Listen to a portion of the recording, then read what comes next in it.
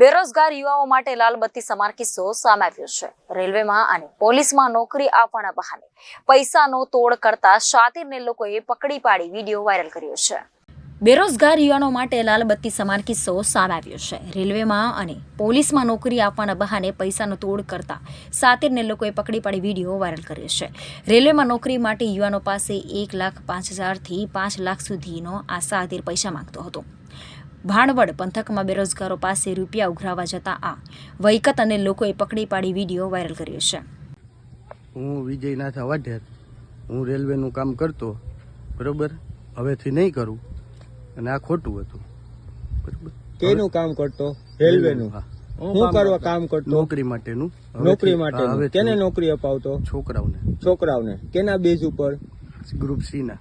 Group C ના base ઉપર। હા, હવે નહીં કરું। અને કેટલા રૂપિયા માંગતો?